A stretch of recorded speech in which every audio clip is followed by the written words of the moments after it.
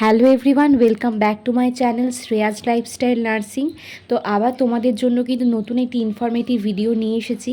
তো এই ভিডিও তোমাদের রিকোয়েস্টেই কিন্তু বানানো, কারণ তোমরা কিন্তু অনেকেই জানো না যে জিএনএম করার পরে ঠিক আছে কিভাবে তোমরা তোমাদের লেভেলটাকে আরও আপ করবে, মানে কিভাবে তোমরা পরবর্তীকালে বিএসসি এমএসসি এগুলো করবে।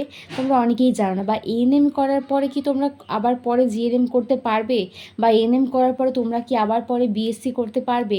তো এই ইনফরমেশানগুলো তোমরা হয়তো জানো কিভাবে কি করা যায়, কিন্তু যে কারেক্ট ইনফরমেশান সেটা কিন্তু তোমরা জানো না। তো আমি চেষ্টা করব এই ভিডিওতে তোমাদের সমস্ত ইনফরমেশানটা দেওয়ার এবং তোমাদের সমস্ত ডাউটগুলো কিন্তু ক্লিয়ার করার। তো ভিডিওটা স্কিপ না করে কিন্তু পুরোটা দেখবে। তো প্রথমে বলি জিএনএমের কথা। 2024-এ তোমরা যারা জিএনএম করবে, তো জিএনএম তোমরা জানো 3 বছরের কোর্স। তো এই জিএনএমটাকে কমপ্লিট করার পর ঠিক আছে, মানে 3 বছর লাগবে তোমাদের কমপ্লিট করতে। তারপর তুমি যদি চাও তুমি কিন্তু বেরিয়ে সঙ্গে সঙ্গেই তোমার যে পোস্ট বেসিক বিএসসির জন্য যে এক্সামটা হয় ঠিক আছে, সেই এক্সামটা দেওয়ার পর কিন্তু আমরা পোস্ট বেসিক বিএসসি করতে পারো। ঠিক আছে, এমনি কি হয়, যারা সায়েন্স স্ট্রিমের স্টুডেন্ট হয় তারা কিন্তু এইচএস দেওয়ার পরেই ডিএসসির জন্য যে এন্ট্রান্স এক্সাম হয় তারা বিএসসির জন্য এন্ট্রান্স এক্সামটা দেয়, এবং তারপর কিন্তু তারা 4 বছরের যে বিএসসি কোর্স সেটা কিন্তু করে। ঠিক আছে, কিন্তু একজন আর্টসের স্টুডেন্ট তো বেরিয়ে বিএসসি করতে পারবে না।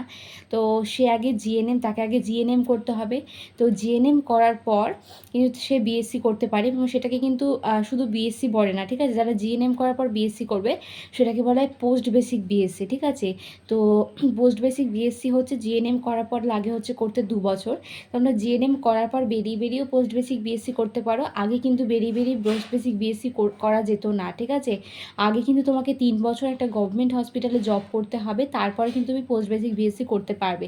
কিন্তু এখন নতুন এরকম নিয়ম বেরিয়েছে যে তুমি জিএনএম কমপ্লিট করার পরে তোমার হাতে যদি একটা রেজিস্ট্রেশন থাকে ডাব্লিউবিএলসি, তাহলে কিন্তু তুমি ঠিক আছে গভর্নমেন্ট থেকে পোস্ট বেসিক বিএসসির জন্য যে এন্ট্রান্স এক্সাম হয় সেটা দেওয়ার পর তুমি যদি চান্স পাও তো গভর্নমেন্ট থেকে, আর তোমার যদি ইচ্ছা হয় তুমি প্রাইভেট থেকে করবে, তুমি প্রাইভেট থেকেও কিন্তু পোস্ট বেসিক বিএসসি কিন্তু করতে পারো। ঠিক আছে, তারপর পোস্ট বেসিক বিএসসি করার পরে কিন্তু এমএসসি, ঠিক আছে, এমএসসি করার পরে পিএইচডি কিন্তু করা যায়। তাহলে ভাবতে পারছো যে একজন যে সায়েন্সের স্টুডেন্ট সে তো অবশ্যই বিএসসি করতে পারছে, 4 বছরে বিএসসি কোর্স করছে, তারপরে এমএসসি করছে, পিএইচডি করছে। কিন্তু একজন আর্টসের স্টুডেন্টও কিন্তু জিএনএম করার পরে কিন্তু বিএসসি করতে পারছে, এমএসসি করতে পারছে, এমনকি পিএইচডিও করতে পারছে। ঠিক আছে, এবং বিএসসি বলো, যারা বিএসসি করে এবং তারপরে যারা জিএনএম করার পর পোস্ট বেসিক বিএসসি করে, ঠিক আছে, দুটোরই কিন্তু মানে কি বলবো সেম ভ্যালু। আর যে একজন আর্টসের স্টুডেন্ট যে বিএসসি করছে বলে তার যে ভ্যালু কম তা কিন্তু একদমই নয়। ঠিক আছে, বিএসসিরও যা ভ্যালু পোস্ট বেসিক বিএসসিরও কিন্তু সেম ভ্যালু। তো তোমরা বুঝতে পারলে। তো এই ডাউটটা আশা করি তোমাদের কিন্তু আমি ক্লিয়ার করতে পেরেছি। এবার বলবো এএনএমটাকে নিয়ে। এবার তোমাদের মনে যেটা সব থেকে বেশি তোমাদের মনে কোয়েশ্চেন সেটা হচ্ছে এএনএম নিয়ে, যে দিদি 2024-এ আমরা যারা এএনএম করবো তারা কি পরে কোনো দিনও বিএসসি বা এমএসসি বা এগুলো করতে পারবো না। তো তোমাদের যে কথাগুলো এবার আমি বলবো সেগুলো কিন্তু ভালো করে মন দিয়ে শুনবে। তো তোমরা যারা 2024-এ ঠিক আছে এএনএমে ঢুকছো, ঠিক আছে, এএনএম ঢোকার পরে কিন্তু তোমরা জানো যে 2 বছর তোমাদের লাগবে ট্রেনিং কমপ্লিট করতে, এবং বেরিয়ে তোমরা একটা জব পাবে। এটা একদম কি বলবো একদম সিকিওর, তোমাদের জবটা কিন্তু একদম সিকিওর। তো 2 বছর করার পর তোমরা যখন জব পেয়ে যাবে ঠিক আছে, সেই জবটা আগে তোমাদেরকে 3 বছর করতে হবে। তো 3 বছর তোমরা যখন জবটা করে নেবে তারপরে কিন্তু তোমরা জিএনএম করতে পারবে। ঠিক আছে, তার আগে কিন্তু পারবে না। তো 2 বছর তোমরা এএনএম ট্রেনিং করার পরে আগে তোমাদেরকে জব করতে হবে 3 বছর, এবং 3 বছর তোমরা যখন জবটা করা হয়ে যাবে তখনই কিন্তু তোমরা জিএনএম করতে পারবে। কিন্তু জিএনএম করার জন্য তোমাদেরকে কিন্তু সেম আবার এই জিএনএম এএনএমের যে এন্ট্রান্সটা হয় ঠিক আছে সেইটা দিয়ে তখন তোমরা কিন্তু জিএনএম করতে পারবে। ঠিক আছে, তারপরে আবার তোমাদেরকে ওই 3 বছর জিএনএম ট্রেনিংটা করতে হবে।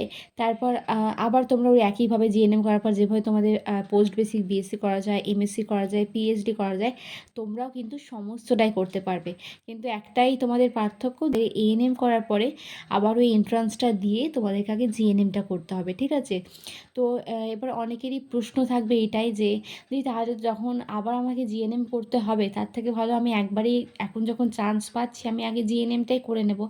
তো সবার পরিস্থিতি কিন্তু সেম হয় না, বা সবার কন্ডিশন কিন্তু সেম হয় না। ঠিক আছে, আমার কথা তোমাদেরকে বলছি, আমিও কিন্তু এবার চাইলেই পোস্ট বেসিক বিএসসি করতে পারতাম, কিন্তু আমি পোস্ট বেসিক বিএসসি করিনি, কারণ আগে একটা জব দরকার, আগে একটা চাকরি দরকার। এতদিন ট্রেনিং করে আসার পরে আবার আমি একটা কোর্সে ঢুকে যাব, তার থেকে ভালো আগে একটা নিজের পায়ে দাঁড়ানো, ঠিক আছে? কারণ প্রাইভেটে জব করা তোমরা জানো একদমই কি বলবো গভর্নমেন্টের থেকে পুরোপুরি আলাদা। তো আগে গভর্নমেন্ট একটা জব পাওয়া আগে দরকার, তারপরে আমি তো পরবর্তীকালে তো পড়তেই পারবো। তো তার জন্যই কিন্তু পোস্ট বেসিক বিএসসি করিনি। তো অনেকেরই কিন্তু সেম কন্ডিশানটাই থাকে। অনেকের কিন্তু জিএনএম করার পর ওই 2 থেকে 3 বছরের ওই গ্যাপে বসে থাকা যে কতটা কষ্টের হয়, মানে কি বলবো, কিছু বলার নেই। তার জন্যই কিন্তু অনেকে কিন্তু জিএনএম না করে কিন্তু এএনএমটাকেই বেছে নেয়ছে। তো তোমাদের অনেকেরই কোশ্চেন ছিল যে কিভাবে কি করা যায়, এএনএম করার পর কীভাবে আমরা বিএসসি এমএসসি করতে পারবো। তো তোমাদেরকে সমস্তটাই কিন্তু আজকের ভিডিওর মাধ্যমে বললাম। দুটো কোর্সই ভালো, জিএনএমও ভালো, এএনএমও ভালো। যে যেটা চুজ করবে অবশ্যই ভেবেচিন্তে চুজ করবে, ঠিক আছে? কোনোটাই কিন্তু খারাপ না। এখন চাকরি একটা দরকার খুব তাড়াতাড়ি, তো তার থেকে বসে থাকার থেকে তোমরা যে যেটা পাবে সেইটাই মানে কি বলবো ঢুকে যাও, কারণ ভবিষ্যতে পরিস্থিতি আরও খারাপ হতে পারে, তখন কিছু পাবে কি না পাবে, তার থেকে যে যেটা পাবে সেটা কিন্তু ঢুকে যাও, ভালোভাবে ট্রেনিংটা করবে। এবং ভিডিওটা ভালো লেগে থাকলে অবশ্যই লাইক কমেন্ট শেয়ার করবে এবং সাবস্ক্রাইব করে আমার চ্যানেলের কিন্তু পাশে থাকবে। এবং এই ভিডিওটা তোমাদের হেল্পফুল লাগলো কি না, তোমাদের ইনফরমেশানগুলো কেমন লাগলো, ঠিক আছে? তোমাদের সমস্ত ডাউটগুলো ক্লিয়ার হয়েছে কিনা অবশ্যই কিন্তু কমেন্টে জানাবে।